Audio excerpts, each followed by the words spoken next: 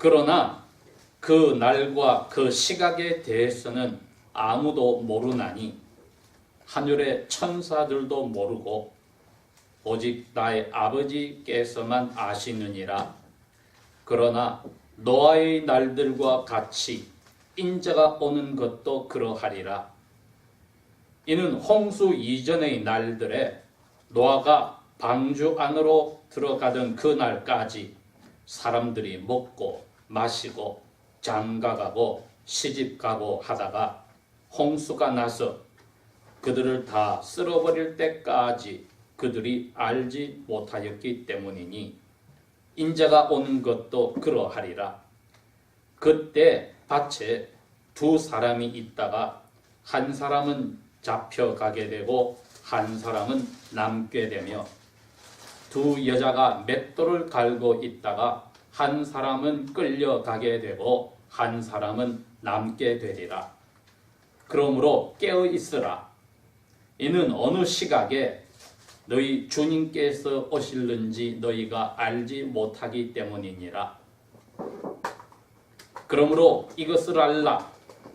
만일 그 집의 주인이 도둑이 어느 시각에 올 것인지 알았더라면 그가 깨어있어 자기 집이 뚫리지 못하게 하였으리라. 그러므로 너희도 예비하고 있으라. 너희가 생각지 아니한 시각에 인자가 오기 때문이라. 아멘. 저희들이 날마다의 삶 속에 많이 의존하는 것이 지나간 경험들을 의지를 합니다. 통계적으로 평소에 성인들이 하루에 최소한 내리는 결정들이 운전하는 것을 빼고도 약 40개 정도는 있다. 그렇게 이야기를 합니다. 즉 눈을 뜨고 자기 전까지 일상생활에 이런저런 결정들을 내려야 하는 일들이 적어도 한 40번은 된다. 그렇게 이야기를 합니다.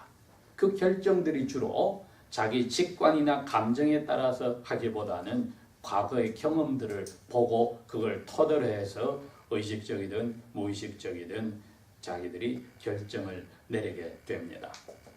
오늘 저희들이 읽은 이 24장의 말씀은 마태가 자기의 같은 민족인 유대인들을 위하여 나사렛에서 온 그 예수가 자기들이 기다리던 메시아, 즉 하나님이 보내신 하나님의 아들이란 것을 가르치려고 쓴 책입니다.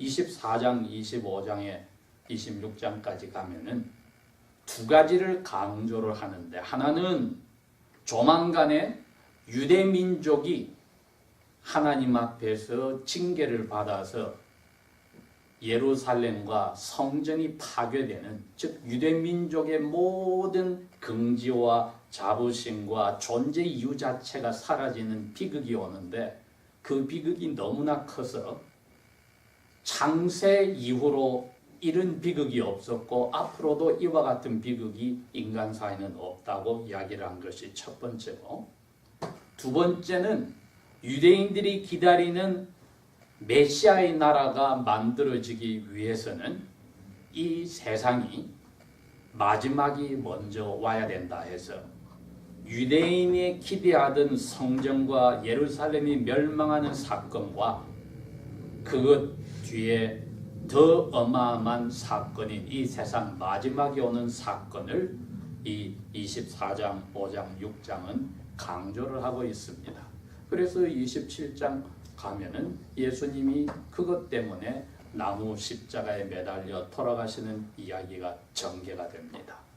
마태가 이렇게 요 순서를 여기다 넣은 것은 유언처럼 중요한 사건이기 때문에 예수님께서 돌아가시기 며칠 전에도 제자들에게 눈앞에 보이는 으리으리한 그 예루살렘 성전을 곧 무너진다고 예언하셨기 때문에 저희들도 오늘 이 말씀을 새겨 듣는다면은 하나는 지나간 역사를 통해서 증명이 되고 하나는 앞으로 올 이 우주의 역사의 마감을 저희들이 준비할 수가 있습니다. 자칫 잘못하면은 지금부터 100여 년 전에 미스터 밀러가 빠졌던 실수에 빠질 수도 있습니다. 그리고 근 30여 년 전에 한국에서도 있었던 그 미오크의 사건인 다미 선교회처럼 어느 날 이 세상 마지막이 온다고 해서 사람들이 모든 일하는 것을 그만두고 재산을 팔고 한 곳으로 모였던 적이 있는데, 오늘날 미국의 안식교도 바로 그러한 모임을 가졌다가 나타나지 않고 이 세상 마지막이 오지 않아서 다른 종교로 타락한 모습이기도 합니다. 오늘 예수님께서 제자들에게 이 이야기를 하지 않을 수 없는 이유가 있습니다. 왜냐하면 이 일어날 두 가지 사건 다가 예수님이 주체가 되기 때문입니다. 예수님이 예루살렘을 멸망시키시고 성전을 무너뜨리시고 새로운 성전인 이제 건물이 아니라 자기의 제자들이 성전의 벽돌처럼 살아있는 건물이 되는 하나님의 나라를 시작하실 것이고, 지금까지 예수님과 그 따르는 사람을 괴롭혔던 고대 조상들이나 훗날에 괴로움을 당할 사람들의 그 원수들을 정리하여서 법이 있으면 정의가 실천됨을 보여주기 위해서라도 이 세상 마지막에 다시 재판관으로 오시는 분이기 때문에 그 두 사건을 직접 경영하시는 분의 입에서 나온 말을 제자들뿐 아니라 저희들도 귀담아 들어야 됩니다. 오늘 이 24장 36절에서 말씀의 내용은 예수님이 처음 하신 이야기가 아니라 예수님 전에 400년 전에, 그리고 500년 전에, 600년 전에 선지자들도 한 이야기였습니다. 선지자들은 흔히 하나님의 날이란 말을 썼습니다. 하나님의 날이 오면은 그날은 용광로에 불이 붙듯이 모든 교만하고 악한 사람들이 지풀처럼 타게 되는 날이 올 것이다. 만군의 야훼께서 말하는데 나무의 뿌리까지도 남지 않게 타버릴 것이다. 말라기 4장 1절에 그렇게 이야기를 한 적이 있습니다. 다니엘서에 가더라도 옛적부터 계신 분께서 이 일을 추진하시려고 오실 것이다. 이렇게 7장 9절에는 이야기를 하여서 하나님께서 이 어마어마한 날을 예수님 전에도 선지자들을 통하여 예언을 해 두었다는 겁니다. 그러면 유대교나 저희들이 믿는 이 기독교가 종말론적이냐 하면은 한마디로 만든 이야기입니다. 세상에 마지막이 온다는 것을 믿고 삽니다. 그것이 없으면은 살 재미가 없습니다. 즉 기독교인으로 살려면은 종말론을 마음속에 확신을 하고 살아야만 됩니다. 사도 바울은 이렇게 표현했습니다. 만약에 이 종말이 없다면은, 마지막 심판하는 한 날이 정해져 있지 않다면 나는 가장 비참한 사람이다. 왜? 마음껏 하고 싶은 거 하나도 못하고 하지 말아야 될 것만 실컷 하고 지금 비참하게 사니까 마지막 심판날이 있다는 것을 하나 믿고 지금 내가 이것을 견디고 산다. 만약 그 심판날이 없다면 나도 믿지 않는 사람처럼 먹고 마시고 오늘이 전부라고 살겠다. 그렇게 그분도 고백을 했습니다. 구약시대에 하나님의 그날이라 하고 예수님께서 인자가 이 세상을 심판하려 능력 있는 천사들을 데리고 나팔 소리로 온다는 그날, 신기하게도 예수님이 그럽니다. 그런데 내가 어느 날인지 어느 시각인지 나도 몰라. 나하고 같이 올 어마어마한 천사들도 그 날짜와 시각을 몰라. 그건 아버지 하나님의 고유 권한에 있어. 그렇게 제자들에게 이야기를 했습니다. 그 대신 예수님께서 명령을 주셨습니다. 우리 그리스도인들이 잘못하면은 우리의 주신 한계를 벗어나려 하는 잘못된 호기심이 있습니다. 이게 종말론을 공부를 한다고 해서 침식을 전폐하고 연구하는 사람들이 지난 2000년 동안에 제법 있었고, 오늘날도 날마다 평소에 할 일을 포기하고서라도 언제 어느 시각에 주님이 오실지를 연구하여서 이단의 교주가 되거나 여러 사람들에게 폐해를 끼치고 자기 자신의 신앙이 망가지는 사람도 있습니다. 정해놓았습니다. 하나님이 한계를 정해놓기를 그 날짜와 시각은 모른다. 내가 너희들에게 줄 수 있는 명령은 깨어있어 준비하라는 명령을 주겠다. 너희들이 받아야 될 것은 그 날짜와 시각을 연구하는 게 아니라 언제든지 도둑처럼 오신다는 말씀에 귀를 기울여서 주신 명령, 깨어서 준비하라. 이 명령을 지키는데 전심전력을 다하라고 했습니다. 그러면서 힌트는 하나 주셨으니, 유대 땅에 많은 그 무화과 나무가 여름에 열매를 맺기 전에 싹들이 파릇하게 탁 돋아나서 이제 꽃이 피고 열매 맺는 모습이 오게 되면은, 아, 이건 여름이구나. 여름 계절이 올 때가 되었구나. 밖에 바람은 쌩쌩하여도 이건 여름이 곧 오는구나 하고 무화과 나무 변화를 보고 알아라고 했듯이 예수님께서 저희들에게 그 경고를 했습니다. 그 경고들은 24장, 25장, 26장이 계속해서 나옵니다. 나라들이 전쟁이 일어나고 자연계의 변화가 심해지고, 그리고 사람들 사이에 사랑이 식어가고, 이런 일들이 생길 때 너희들은 인자가 문 앞에 가까이 왔다는 것을 알고 깨어서 준비하라고 했습니다. 아니, 그렇다면 주님이 내일 오실 수도 있고 오늘 밤에 저희들이 잘 때도 오실 수가 있는 것은 확실합니다. 단지 우리에게 주님께서 말해주지 않은 것은 날짜와 시각을 말해주지 않았을 뿐이지만 전조는 이야기를 했으니까, 설명을 해주시면서 명령은 깨어서 준비하라 했으니, 오늘 저희들이 받을 명령은 예수님의 다시 오심을 깨어서 준비하자. 이것만 기억하면 됩니다. 그러면 믿는 사람들이 막상 그 날이 닥쳤을 때 어떻게 됐냐?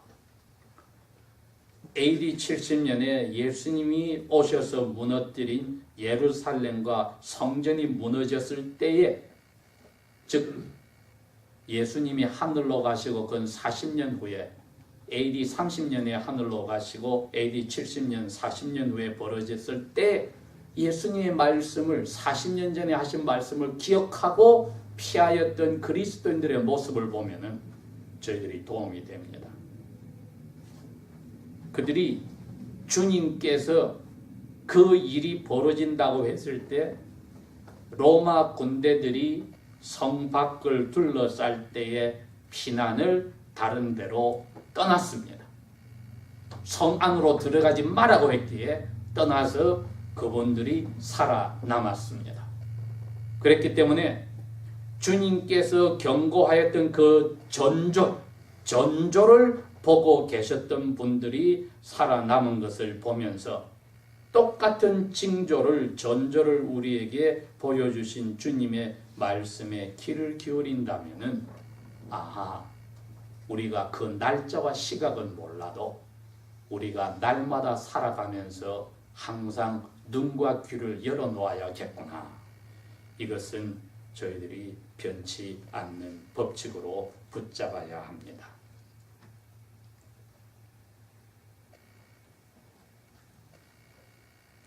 이런 사건이 진짜 일어날까 하고 의심이 들 수가 분명히 있습니다. 예수님의 동생들이 예수님께서 살아계실 때는 아무도 그분을 하나님을 믿지 않았다가 예수님이 부활하시고 나서야 하나님으로 받아들였는데, 그 동생 중에 한 사람이 바로 유다입니다. 유다 자신이 성령의 감동으로 예수님께서 이 세상을 심판하러 마지막으로 오신다는 것을 자기도 머릿속에 기억하였다가 편지를 썼으니 그게 유다서 한 장짜리 편지입니다. 7절에 가면은 소돔과 고모라가 그 근방의 5 도시들이 성적 타락과 이상한 것에 빠져서 살다가 영원한 멸망의 자리로 간 것과 같이 그날도 그러하리라. 베드로도 후서 3장 10절에 예수님이 우리에게 명령하신 대로 도둑처럼 그날이 다가올 것인데 그때는 우주적인 변화로 하늘이 큰 소리를 내면서 사라지게 되고 하늘에 있는 눈에 보이지 않던 그 물질 체계 자체도 불에 녹아서 사라지고 지구와 지구에 있던 모든 이루어진 것들이 없어지는 날이 온다고 이야기를 하셨습니다. 그러면 이렇게 편지를 성령의 감동으로 쓰신 분들은 어떻게 살았느냐? 저희들이 그분들이 어떤 삶을 살았는지를 보면은 우리도 그 날을 준비하는 삶이 무엇인지를 알겠지요. 예수님은 이렇게 표현을 했습니다. 그 날이 올 때에 어떤 남자가 다른 남자와 함께 밭에서 일을 하고 있는데 그 날이 와서 한 사람만 주님께 불려가고 한 사람은 남아있고, 같은 동네 여자 둘이 큰 맷돌을 둘이서 가고 있는데 한 여자는 주님께 불려가고 한 사람이 남아있다. 이렇게 이야기하는 거 보니까 평소에 자기에게 맡겨진 일을 집에서나 밖에서, 그 당시엔 농경사회니까 반일이고 지금 같으면 직장을 가지나 사업을 가지거나 자기 하던 일을 그대로 하고 있었다는 겁니다. 즉 하던 것을 다 그만두고 어디 깊은 산속이나 동굴에 가서 주님 오시길 기다린 게 아니라는 것이었습니다. 자기 하던 일을 부지런히 열심히 하고 있어야 된다는 뜻이었습니다. 그러니 저희들이 오늘 주님이 깨워서 준비하라고 하는 명령을 그 과거의 역사를 통해서 또 주님이 하신 말씀을 통해서 볼 때 날마다 어떻게 살아야 됐더니 주신 일에 최선을 다하여 열성을 다하고 깨어서 준비하는 방법입니다. 두 번째는 그 날이 온다는 것이 확실하니까 마치 이 세상에 사는 것이 나의 인생 전부인 것처럼 살 수는 없다는 겁니다. 왜? 도둑처럼 밤에 올 수가 있는데 어느 시각에 오는 줄 모르니까, 오는 것은 분명한데 주인이 시각을 알고 있더라면 도둑이 들어오는 것을, 뚫리는 것을 막을 수가 있는데 모르니까 뚫릴 수가 있다는 겁니다. 저희들이 예수님께서 하신 그 말씀을 생각한다면은 날마다 하신 일에 충실하되 그 시각을 모르니까 마음을 놓지 말라는 겁니다. 이걸 뒤집어서 이야기하면은 우리가 날마다 하고 있는 거기에 모든 신경을 쓰다가 주님이 오신다는 자체를 머릿속에서 빼버리는 불상사가 나오지 말아야 한다는 겁니다. 자칫하면 저희들이 그 자리로 들어갑니다. 가정일이든지 사회, 직장, 사업일이든지 인간관계든지 거기에 빠져들다가 그것이 내 인생의 전부인 것처럼 생각하는 순간에 주님 오시는 것이 빠져나가 버려서 내 머릿속에 들어오지 않습니다. 그게 위험한 겁니다, 여러분. 그러면서 주님이 역사적인 사실을 이야기했습니다. 미국 땅에도 곳곳에 남아있는 흔적이 뭡니까? 노아 시대 전 세계를 휩쓸었던 홍수의 흔적입니다. 그 홍수의 흔적으로 우리가 보는 그 그랜드 캐니언의 장엄한 계곡의 모습도 있습니다. 노아는 그 당시에 하나님의 명령을 받았는데 경험을 무시해야 되는 명령을 받았다는 겁니다. 제가 오늘 말씀 시작에 한 이야기입니다. 정작 하나님의 말씀에 귀를 기울이면 경험에 반하는 순종도 필요하더라는 겁니다. 에덴 동산을 만드시고 노아 홍수가 있을 때까지는 사람들이 채소와 열매만으로 살게 하나님이 명령을 주셔서 어기지 않고 살았습니다. 그리고 그 채소와 씨 맺는 열매를 자라게 하는 것은 밤새 강이나 땅에서 올라오는 이슬을 통해서 비가 없이 이 세상의 모든 식물들이 성장하였다고 했습니다. 그러니 비라는 경험이 없는 사람들에게 노아에게 하나님이 하늘에서 물이 쏟아져 비가 온다고 하는 것은 이건 생각을 할 수가 없습니다. 왜? 그건 경험을 해보지 않았기 때문에. 우리야 비가 와야 땅이 농사가 되지만 그 당시에는 비가 없이 농사가 이루어졌기 때문에 비가 올 필요가 없습니다. 바다를 가든 강을 가든 배를 만들더라도 햇빛이 우리를 뜨겁게 하여서 힘들게 하지 않기 때문에 지붕이 필요 없는 배입니다. 그런데 노아에게는 하늘에서 비가 오는 것을 위한 지붕을 잇는 배를 만들려고 했을 때 근 100년 이상을 노아와 그 나머지 7 가족들이 이 배 만드는데 자기 인생을 다 바쳤다면 이거보다도 어리석은 인생이 없습니다. 그러니 노아의 이웃들이나 나머지 친척들이나 모든 사람들은 노아를 손가락질할 수밖에 없습니다. 이거는 이윤이 남지 않는 인생이 가진 직업입니다. 자기의 가진 것을 인생을 100년을 다 써버리고 자기의 가진 모든 재원을 다 써버리고 에너지나 육체를 다 써버리는 가족이 노아의 가족과 성장한 세 아들의 가족이었습니다. 이것처럼 경험하고 반대되는 일을 하는 사람이 없었습니다. 그러면 나머지 사람들은 어떻게 했느냐? 노아를 손가락질하는 동안에 자기들은 먹고 마시고 시집가고 장가갔다. 즉 평소에 자기 하던 대로 하려는데 노아 가족만은 하나님의 명령이 왔을 때 경험에 반대되지만은 평소에 하던 일을 그만두고 명령에 순종하는 것을 인생의 전부로 삼았다고 했습니다.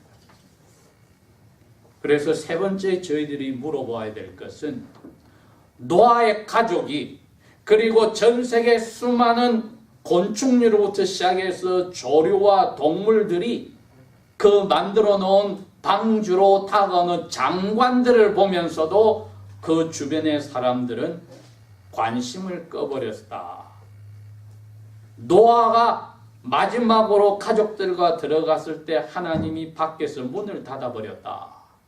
그렇게 하고 일주일이 세월이 지나갔을 때에 노아 가족들이 얼마나 비웃음을 당했겠습니까?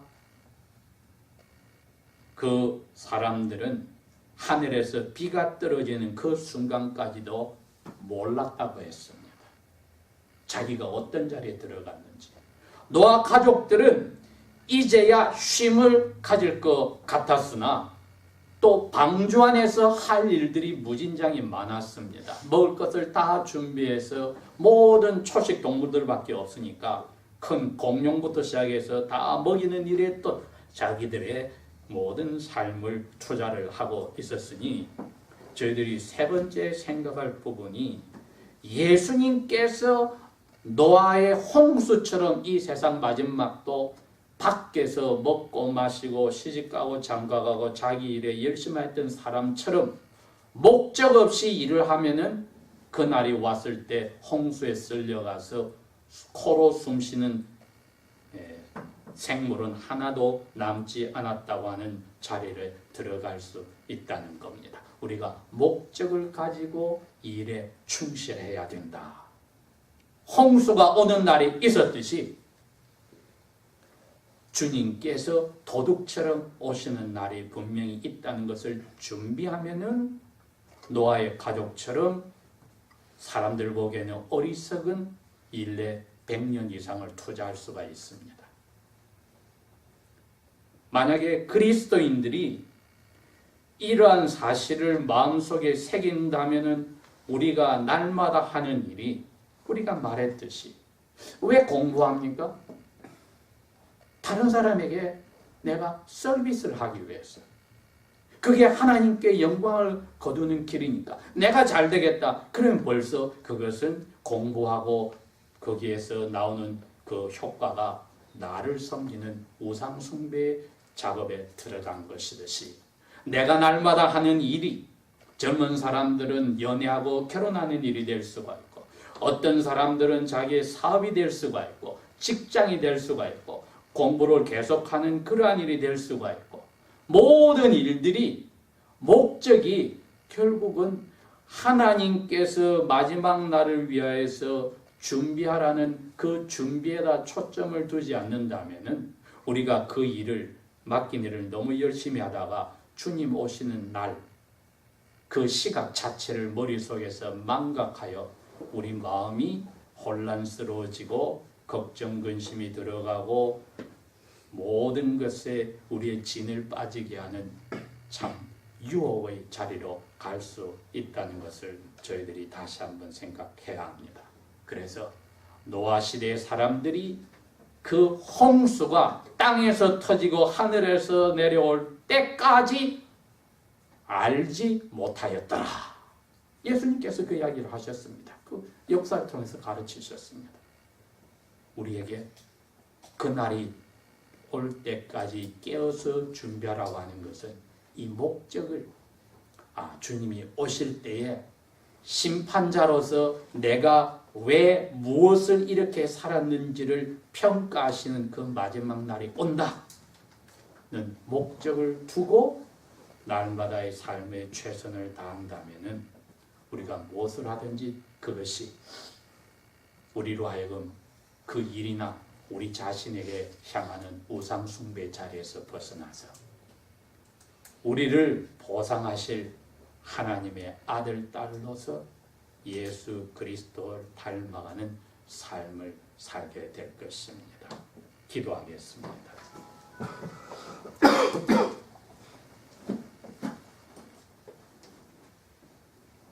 아버지 하나님, 저희들이 지금까지 무엇을 위하여서 왜 어떻게 모든 것을 운영하고 꾸려나가며 하나님 앞에 살았는지를 다시 한번 생각합니다. 예수님께서 하늘로 올라가시기 위하여서 인생 33년 반을 이곳에 사신 모습도 보고 예수님의 동생들과 제자들의 모습도 보고 이제 저희들에게 경고하신 것을 보았으니 저희들이 그날이 오는 것을 잊어버리지 않도록 항상 저희 마음속에 기억을 시켜주시고 무엇을 주신 일을 무엇이든지 열심히 할지라도 그것이 우리의 마음을 빼앗아가버리는 유혹에 빠지지 않게 도와주십시오. 날마다의 삶 속에 함께 하신다는 약속이 심판하러 오시는 심판주로 오실 그날에도 저희들에게 이루어지기를 원하니 그 지혜를 저희에게 허락하여 주십시오. 예수님 이름으로 감사 기도합니다. 아멘.